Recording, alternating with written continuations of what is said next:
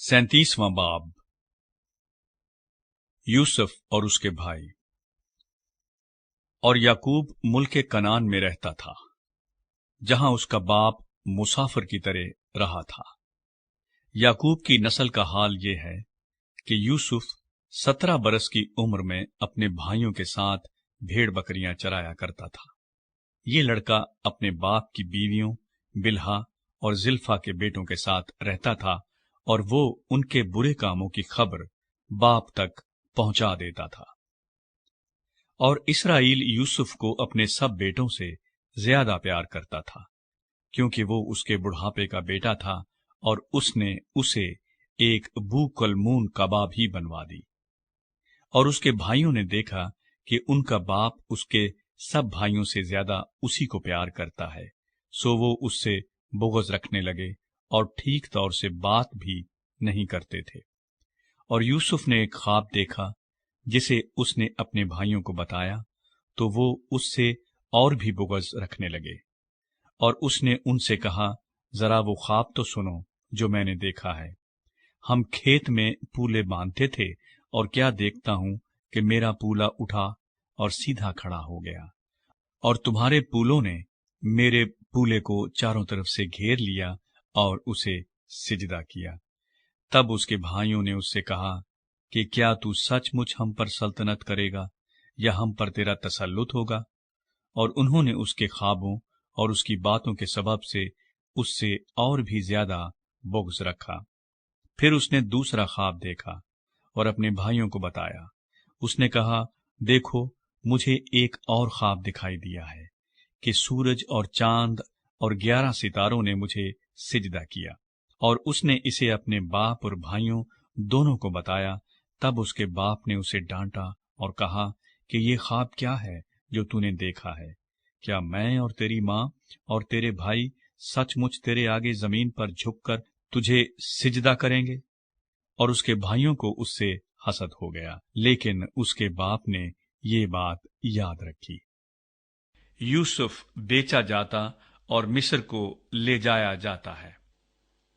और उसके भाई अपने बाप की भेड़ बकरियां चराने सिकम को गए। तब इस्राएल ने यूसुफ से कहा, तेरे भाई सिकम में भेड़ बकरियों को चरा रहे होंगे, सो आ कि मैं तुझे उनके पास भेजूं। उसने उसे कहा, मैं तैयार हूं। तब उसने कहा कि तू जाकर देख कि तेरे भाइयों का और भेड़ बकरियों का क्या हाल है, और आकर मुझे खबर दे। सो उसने उसे हबरून की वादी से भेजा, और वो सिकम में आया। और एक शख्स ने उसे मैदान में इधर उधर आवारा फिरते पाया।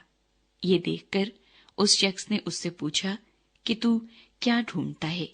उसने कहा, मैं अपने भाइयों को ढूंढता हूं। जरा मुझे बता दे कि वो भेड़ बकरियों को कहाँ चरा रहे हैं। उस शख्स ने कहा, वो यहां से चले गए, क्योंकि मैंने उनको ये कहते सुना कि चलो हम दो तैन को जाएं। चुनाचे यूसुफ अपने भाइयों की तलाश में चला और उनको दो तैन में पाया। और जो ही उन्होंने उसे दूर से देखा, तो पेशतर इससे कि वो नजदीक पहुंचे, उसके कत्ल का मंसूबा बांधा, और आपस में कहने लगे, देखो, ख्वाबों का देखने वाला आ रहा है। आओ, अब हम उसे मार डालें और किसी गड्ढे में डाल दें, और ये कह देंगे कि कोई बुरा दरिंदा उसे खा गया। फिर देखेंगे कि उसके ख्वाबों का अंजाम क्या होता है। तब रूबेन ने ये सुनकर उसे उनके हाथों से बचाया और कहा, हम उसकी जान न ले। और रूबेन ने उनसे ये भी कहा कि खून न बहाओ, बल्कि उसे इस गड्ढे में जो बियाबान में है डाल दो, लेकिन उस पर हाथ न उठाओ। वो चाहता था कि उसे उनके हाथ से बचाकर उसके बाप के पास सलामत पहुंचा दे। और यूं हुआ कि जब यूसुफ अपने भाइयों के पास पहुंचा, तो उन्होंने उसकी बूकलमून कबा को जो वो पहने था उतार लिया और उसे उठाकर गड्ढे में डाल दिया। वो गड्ढा सूखा था, उसमें जरा भी पानी न था। और वो खाना खाने बैठे और आंख उठाई तो देखा कि इस्माइलियों का एक काफला जिल्लात से आ रहा है, और गरम मसाला और रोगने बलसान और मुर ऊंटों पर लादे हुए मिस्र को लिए जा रहा है। تب یہودا نے اپنے بھائیوں سے کہا کہ اگر ہم اپنے بھائی کو مار ڈالیں اور اس کا خون چھپائیں تو کیا نفع ہوگا؟ آؤ اسے اسماعیلیوں کے ہاتھ بیچ ڈالے کہ ہمارا ہاتھ اس پر نہ اٹھے، کیونکہ وہ ہمارا بھائی اور ہمارا خون ہے۔ اس کے بھائیوں نے اس کی بات مان لی۔ پھر وہ مدیانی سوداگر ادھر سے گزرے، تب انہوں نے یوسف کو کھینچ کر گڑھے سے باہر نکالا اور اسے اسماعیلیوں کے ہاتھ 20 روپے کو بیچ ڈالا، اور وہ یوسف کو مصر میں لے گئے۔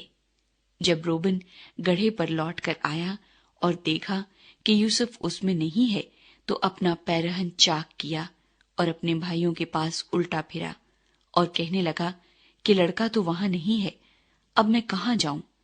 پھر انہوں نے یوسف کی کبا لے کر اور ایک بکرا ذبح کر کے اسے اس کے خون میں تر کیا، اور انہوں نے اس بوکلمون کبا کو بھجوا دیا۔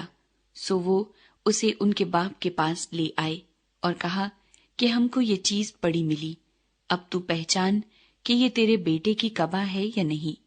اور اس نے اسے پہچان لیا اور کہا کہ یہ تو میرے بیٹے کی کبا ہے، کوئی برا درندہ اسے کھا گیا ہے۔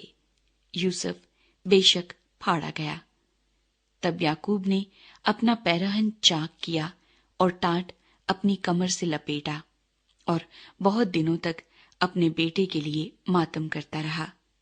اور اس کے سب بیٹے بیٹیاں اسے تسلی دینے جاتے تھے، پر اسے تسلی نہ ہوتی تھی۔